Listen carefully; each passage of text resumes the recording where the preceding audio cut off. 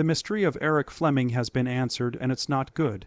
Ed Hetty Jr. was born Eric Fleming on July 4, 1925, in Santa Paula, California. His early years were not easy at all. He was born into a chaotic and abusive home, and went through terrible things that left him with physical and mental scars that will never go away. His father was said to be violently abusive, and when he was only 8, Edward tried to run away from his painful home life. He ended up on the streets of Los Angeles, where he lived as a nomad and took care of himself in the worst parts of the city. To make money, he did any job he could find, like working in local markets and cleaning shoes. His problems didn't go away when he was a teenager and they led him down a dark road. Later, he got into trouble with the law because he was connected with a gang. A terrible accident involving a gun left the victim with a serious facial injury that needed multiple surgeries to fix. In the future, Fleming said that this was a turning point in his life. He started to rethink the way his life was going after having surgery to reconstruct his face. At one point, the surgery failed, leaving him temporarily disfigured.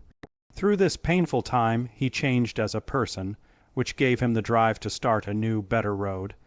Fleming joined the U.S. Navy during World War II because he wanted to be disciplined and have a sense of purpose. He did a great job and was sent to the South Pacific as a petty officer. During his time in the Navy, he learned values like toughness, honor, and friendship that would later show up in his most famous parts. After being released from the Army with honor, he came back to the United States determined to improve his art and mind. At first, Fleming worked as a worker at Paramount Studios. Casting agents noticed him because he looked tough and was very serious. He started taking acting classes and eventually worked with well-known teachers who helped him get better. In the 1950s, Fleming started getting small parts in movies and TV shows, such as in Bonanza, The Silent Service, and Studio One. Even though these roles weren't very big, they set the stage for what would be a big break.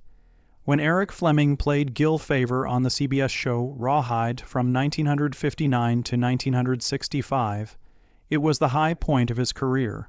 Fleming brought weight, depth, and quiet authority to the screen as the tough, moral trail boss. People loved how real he was, how strong he was, and how emotionally complex he made the part. He quickly became a household name. Rawhide was one of the most popular westerns of its time thanks to Fleming's steady direction. The show not only captured the spirit of the Old West's frontier, but it also dealt with moral and social problems that fans could relate to. Fleming's performance set the tone for the whole series and was a big part of how young Clint Eastwood's career began when he played the brash young cowboy Rowdy Yates. Their chemistry on screen, which was a good mix of Fleming's power and Eastwood's immaturity, made for an exciting watch. A lot of changes happened behind the scenes of the long-running CBS Western show Rawhide during the summer break of 1965. New executive producer Ben Brady made a big choice that would have long-lasting effects. He wanted to change the show's format and try to get more people to watch it again, but the number of viewers was going down. Brady was the 6th producer to take over Rawhide during its time on TV. He was given the difficult job of bringing a once-popular show that was showing signs of fatigue in both story and ratings back to life. Because Brady thought that a big change in the cast would give the show new energy and direction, he fired a number of long-time and popular cast members. One of them was Eric Fleming, who played Gil Favor, the tough and stern boss on the trail who has been a major character in the show since it began in 1959. Along with Fleming, a number of other regulars who had become fans' favorites over the years were also fired without any good reason. Sheb Wooley, who was cast as Trail Scout Pete Nolan and was known for his rough charm, was one of those who were turned down, even though his character had been important for a long time as the experienced guide, and often the wise voice on the drive. James Murdoch, who played Mushy, the camp cook's helpful but often clumsy helper, was also let go. People liked his character because he was loyal to Wishbone, the crusty trail cook played by Paul Bringer. Wishbone was a source of comic relief and human weakness. Robert Cabal, who played the quiet but reliable wrangler Hey Jesus, was also kicked off the show. At the time, Jesus was one of the few Latino characters who appeared regularly in a big TV Western. His presence added a bit of cultural diversity to an otherwise uniform cast. Last but not least, Rocky Shahan was taken off the show. He played the quiet but loyal diva Joe Scarlett. Shahan's character wasn't always at the center of the story, but he was always on the trail crew and helped the show feel like a stable group of friends. The firing of Eric Fleming may have been the most shocking of all of them. Gil Favor, played by Fleming, was the show's main character and de facto leader of the cattle runs. His performance was a big part of the show's early success. Rawhide's strict but moral leadership, which was often broken up by times of personal thought and making moral choices, gave the show a realistic feel that viewers liked. Fleming was not only a great character, but he also helped give the show a lot of emotional weight. Fans and people in the business world were both shocked when he was fired all of a sudden. Fleming later talked about his firing in an interview with TV Guide. He said, "CBS fired me because they were paying me $1 million a year." This was a harsh and somewhat defiant response. The real number was closer to $220,000 a year, which was a lot of money for a TV star at the time.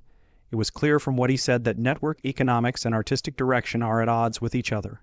It also seemed like there was some anger about the choice. He had been a regular and noticeable part of the show for 7 seasons, which may have made things worse.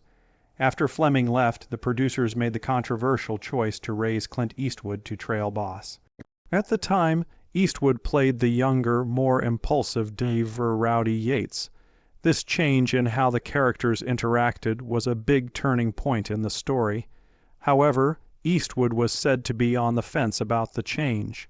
In later interviews, he would say that he didn't feel comfortable taking on the major role, especially since things were going so badly and his friend and co-star Fleming had to leave so quickly. Eastwood knew that one of the things that made Rawhide interesting was the strong mentor-mentee relationship between Favor and Yates. He also knew that without Fleming's steady presence, that important dramatic tension would be lost. Still, Eastwood took on the job with skill and led the trail crew through an 8th season that was cut short to just 13 episodes. No matter how hard these changes were made to bring new life to the show, they did not have the desired effect. Ratings for Rawhide kept going down, and by the end of 1965, CBS was no longer sure that the show would be successful in the long run. The last hit came from William S. Paley, who was the head of CBS and decided to end the show before the last few episodes of the season even aired. Eastwood says that a mistake in strategy on the part of the network was another thing that led to the end of the show.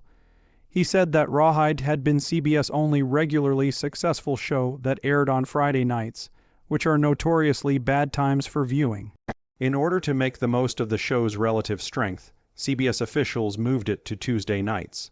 Unfortunately, this put Rawhide up against Combat on ABC, a dark WW2 thriller with Rick Jason and Vic Marrero as the leads. The show, which was about a platoon of American soldiers fighting on the Western Front, had a similar audience, mostly male fans who liked stories about leadership, action, and hardship. This choice about when to air the show split the audience, which sped up Rawhide's decline in the end. After having a string of problems with his career, Eric Fleming showed he was strong and flexible by getting a supporting part in The Glass Bottom Boat 1966, a romantic spy comedy that was a big hit with Doris Day as America's sweetheart. In the movie, Fleming played a cool, dashing spy who gets caught up in a mess of funny mistakes and spying antics from the Cold War. He stood out among a cast of experienced comedic actors with his sophisticated presence and sharp performance. He added a layer of charm and mystery that balanced Day's bubbly charm and the film's screwball energy. Even though Fleming wasn't the star, his performance showed that he could do more than just westerns, which had been his public image up until that point. At the same time, Fleming made a big comeback to TV by guest, starring in 3 episodes of NBC Bonanza, which at the time was the most famous and widely watched show on TV.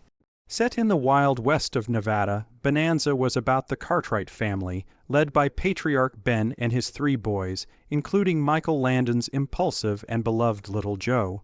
Fleming's special roles not only brought him back to some of the Western storytelling styles he had learned on Rawhide, but they also showed off his ability to play complicated and often morally ambiguous characters in a way that was appropriate for the whole family.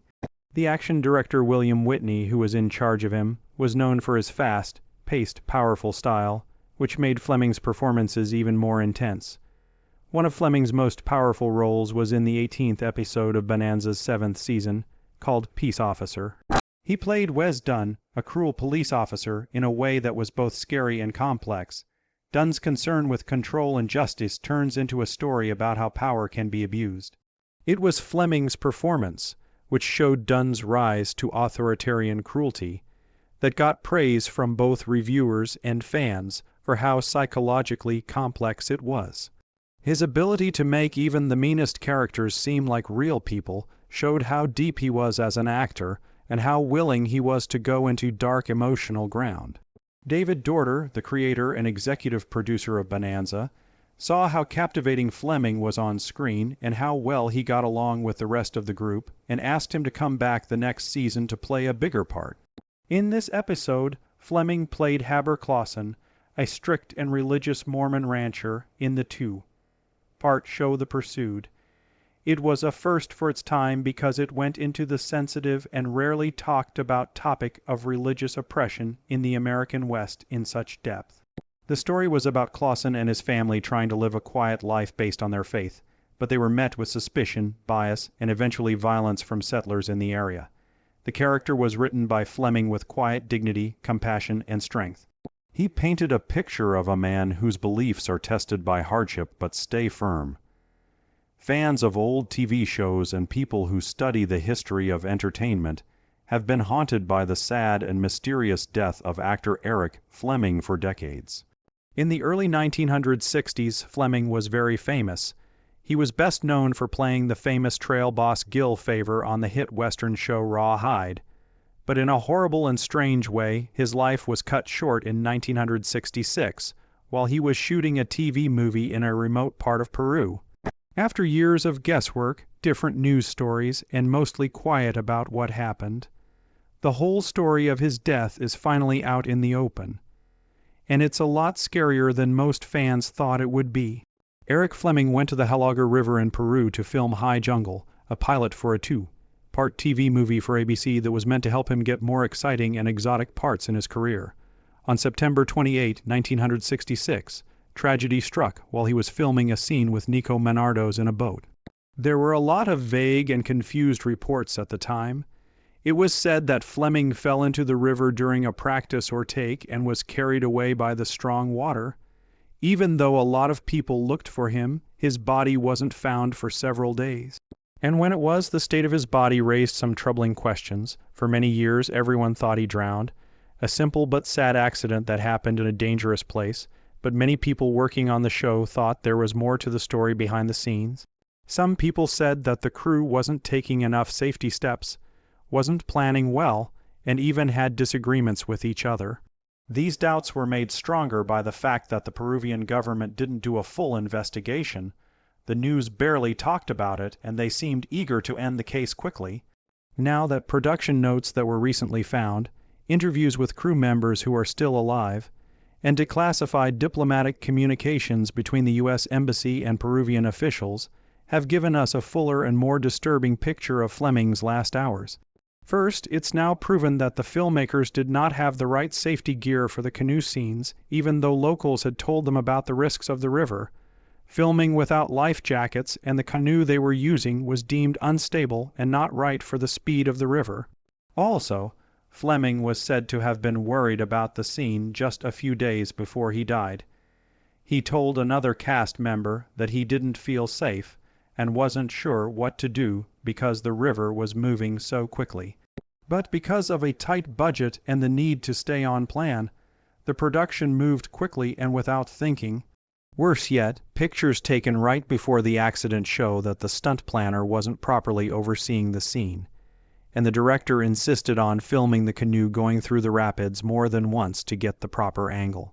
Fleming was allegedly sick, tired, and dehydrated from being in the jungle, which is a dangerous state for anyone to be in when the conditions are so hard on the body. Menardos was able to swim to land when the canoe flipped over, but Fleming was pulled under the waves. According to secret cables sent by the U.S. consulate in Lima, Fleming's body, which was found days later, had serious injuries, including head injuries that couldn't have been caused by drowning alone. It is now thought that he was hit by underwater rocks with a lot of force, killing him instantly in a way that could have been avoided if safety measures had been taken. The speed with which the more troubling parts of the tragedy were tried to hide may be the most shocking thing that was found out. ABC and the makers of High Jungle pushed the story that the person drowned by accident and played down any claims of liability or negligence. Together with local officials, they worked quickly to call the event a natural disaster and kept specifics from the press. ABC ended the project internally, put the footage away quietly, and didn't talk about what went wrong with the public. Members of the crew were told not to talk to the reporters. Menardos was deeply devastated and only said vague things in the years that followed, which made Fleming's death even more mysterious and hard to understand. 3 days after the accident, on October 1, his body was finally found by the water. The news shocked everyone in the entertainment business and broke the hearts of his family and friends. Fleming died when he was only 41 years old. He was engaged to Lynn Garber at the time and hoped to marry her. She and many others were deeply saddened by his sudden death, and his fans and coworkers both felt the loss very deeply. The making of High Jungle stopped all of a sudden after Fleming's death. MGM chose not to finish or release the episode because it didn't have its main actor and out of respect for the tragedy. It is still a lost project that is mostly remembered for being linked to Fleming's untimely death rather than for its artistic goals. The event was a sad and sudden end to the career of an actor who had been through a lot in his early life, including a hard youth and serious injuries, but had managed to become successful in Hollywood. His death was a tragedy for the entertainment industry and a painful reminder of the risks artists often take to tell stories, especially back when online filming didn't have the safety standards it does now.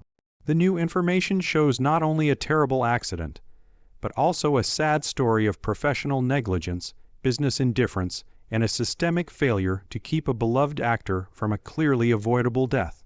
Fans will always remember him as the calm and honorable Gil Favor, but this more in-depth look at his last moments puts a sad shadow over his legacy.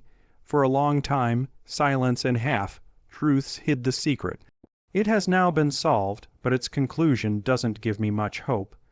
This story is meant to teach us about the real risks that can be found behind the camera and the hidden costs of fame.